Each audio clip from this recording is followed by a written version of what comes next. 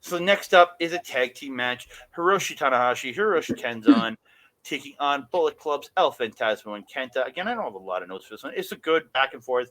Kenta and Tana really working towards, I think, their February 11th match, or is it on one of this weekend matches? I can't remember.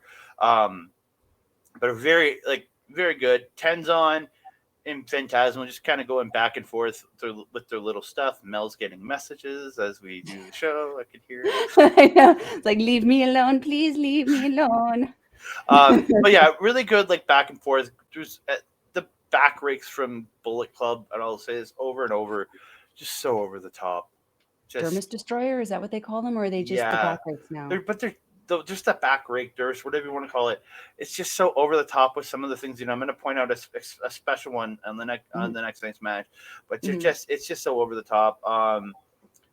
Did make a note. I thought Tenzon lost the rights to do the Mongolian chops to Great Okan. Yes, they were discussing this on commentary. I think Yeah. I can't remember if it was this night or the next night. I think it might have actually been the next night.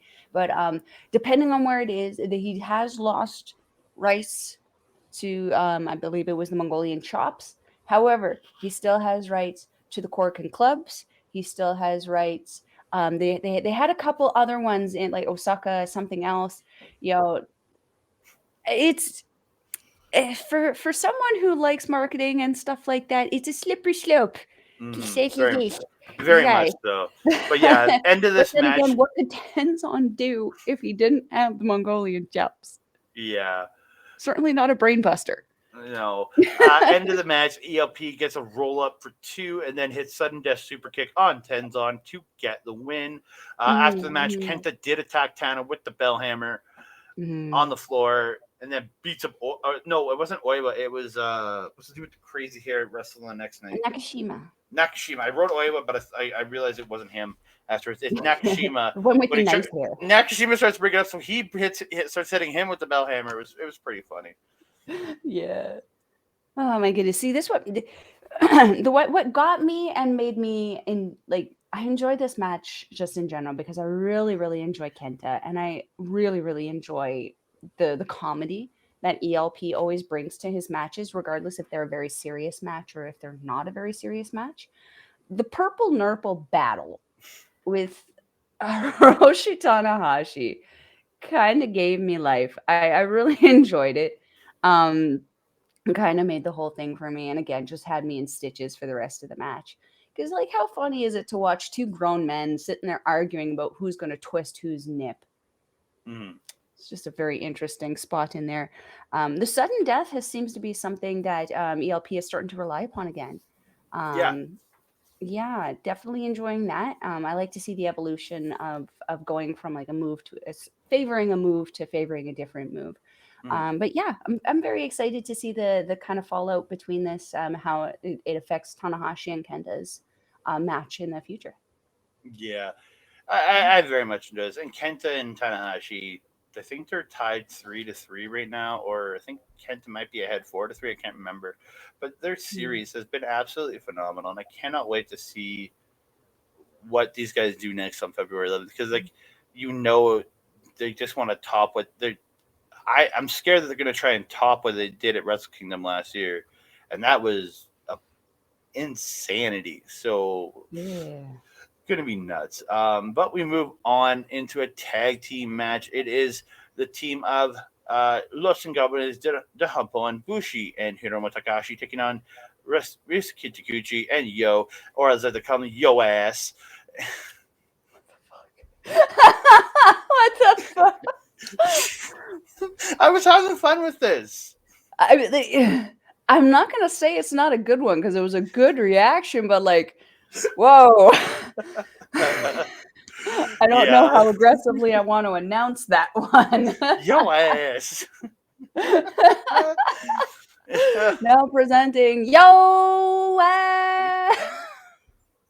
Oh gosh, continue, sir. Continue. I gotta say, Bushi's mask looked absolutely phenomenal tonight. The color in it, and then the fuzzy fringe on it. Yes, the Oh my Taichi. god! Well, the over top mask and then the mask we wore during the match, both Yeah.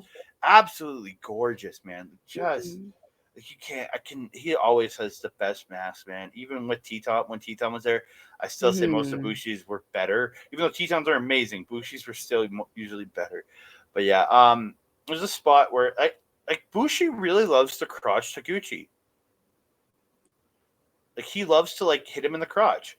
It just seems to be his thing. Like he pulled like he got him on the ropes. He crotched him on the ropes, and then he pulled him to the corner and crotched him on the corner post.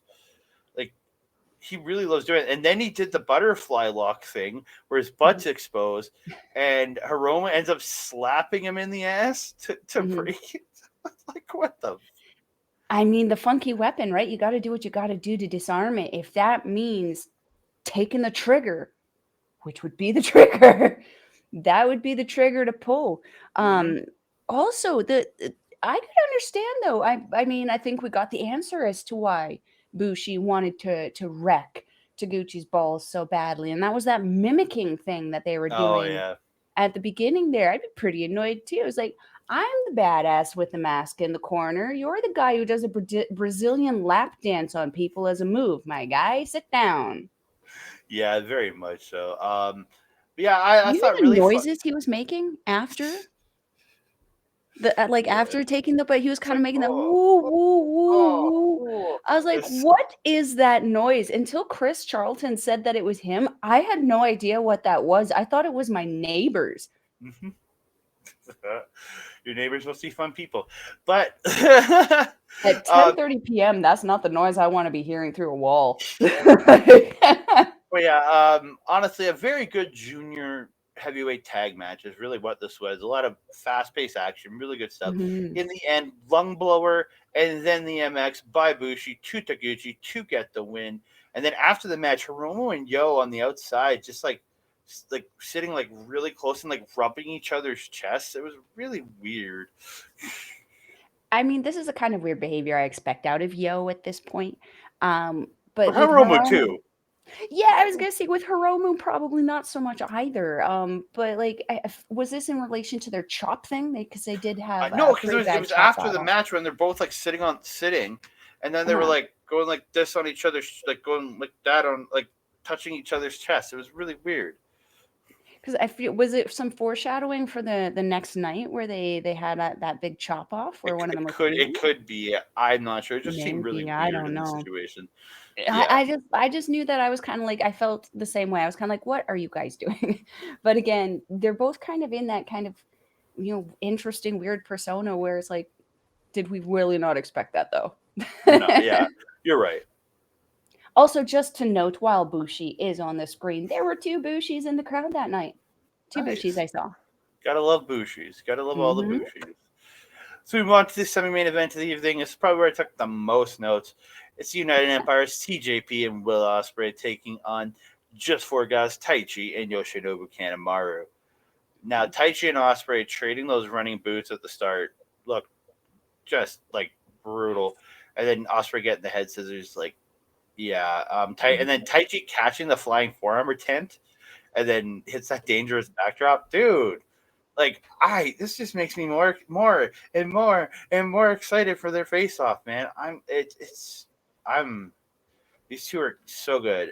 Like just the athleticism throughout. Like TJP, man, this guy is something else. Like it's weird to say he is the most experienced member of United Empire.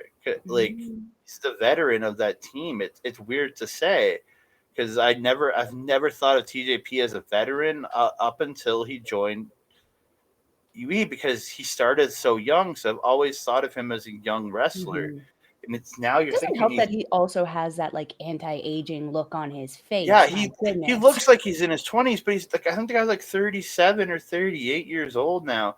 Looks like Give he's me 20. that fountain of youth, sir. He looks like he's 27, and just the speed, the power, everything. The tornado DDTs like absolutely beautiful.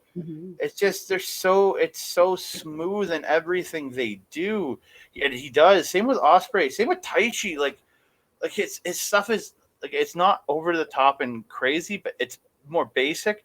But everything he does is just smooth. Like the DDTs, everything just it's smooth. Kanemaru's that satellite DDT is absolutely phenomenal.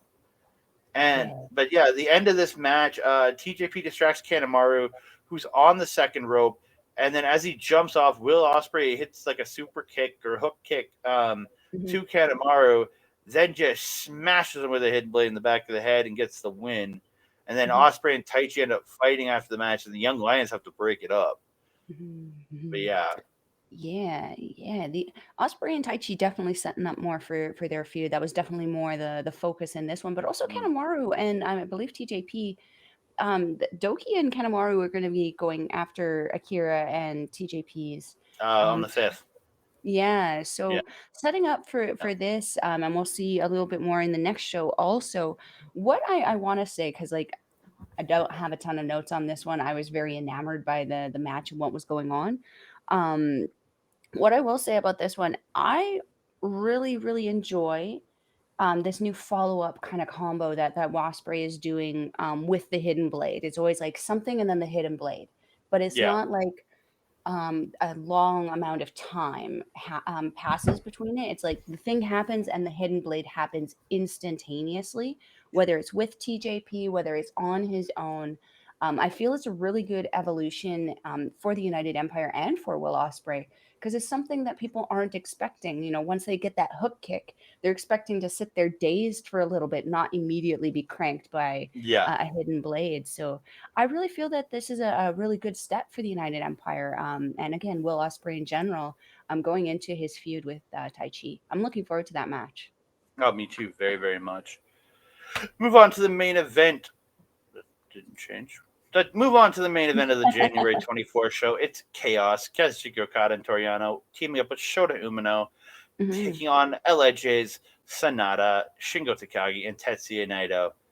Yano is the greatest thing to ever happen in professional wrestling. I know I've shit on him before, but when he's in there with Sanada trying to put a Paradise Lock on and just not do it, it's literally one of the most simple holds you could ever put on a person. But Yano Chase still hasn't done it either, and Chase is a really smart wrestler. I know, but it's just hilarious, and I find it so goddamn funny to see him fail on it, and then they go to so Sanada goes to do the corner pad removal afterwards, and he can't do the corner pad removal. Like he's having trouble with it. It's funny to see the back and forth and how he's having trouble with the others kind of thing. It was really quite funny. And then he ends up, and then Yano pulled one off. So he puts Yano in the Paradise Lock and used the corner pad that Yano pulled to literally crank him in the ass to unlock the Paradise Lock. Absolutely hilarious. There's a spot in there, Okada, that air raid crash neck breaker, where he has the guy up and then drives him into his knee. Absolutely phenomenal. Like it always looks so good. Dude, like Umino dodging that there was a springboard splash by Sanada, then he captured him and just tosses him over his head with that exploder suplex. Yeah. Oh, dude, it so good. So good. In the end, Sanada goes to roll up Umino for 2, but he kicks out and Umino gets the pop-up uppercut and he hits the Death Rider onto Sanada, gets the win. Big, like really pushing this guy because he's going to be taking on Naito. You got to really build this guy because you can't make him like not be taking. He needs to get the pins in these matches because he needs to look strong going into night facing that. I think that's on the 11th. I think. Or is that no? Maybe it's on the 5th. I can't remember which date it's on. I don't remember either. I have a couple of like Kevin and Chris didn't mention it on commentary, right? Yeah. And then after the match, Umino saying he promises to make a paradigm shift in New Japan in 2023, so don't lose sight of him. So I think that means he's going to bring Jon Moxley back to New Japan proper. I mean, it would make sense. I mean, AEW and NJPW to have this like really nice relationship going right now. And especially with I always get the tournaments out of order. We just had the G1. Yeah, like we have another tournament going in, so I would love to see a couple AEW guys come over and kind of supplement into that. Like the New Japan Cup, yeah. Yeah. And then G1 in the summer. I would love to see Jon Moxley back, and I want to see Daniel Bryan in that so badly. Could we see Shooter Bryan also Danielson, being a sorry. first-time entrant into that? That would be Oh, really exciting. Shooter Yeah. will be in the G1 this year. There's no way he's not. I'm very much excited to see where Shooter does go in Mm-hmm. NJPW, just to showcase him real quick at the end here, because he came in like after his excursion, everyone loves him, and he has just come out of the gun running. Mm-hmm. Coming into these amazing matches, he's looking like an athlete, he's performing like an athlete, he has the crowd captivated, he's gosh dang handsome. Like this is the future ace of this company. Couldn't be going up against a better test against Tetsuya Naito.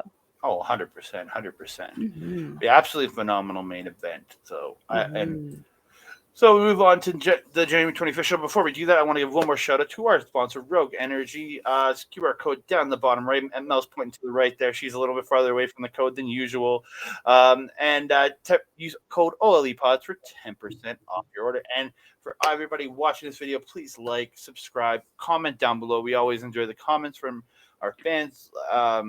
We've been trying to interact with everybody that sends a comment. We've been trying to respond back to you because we want to interact.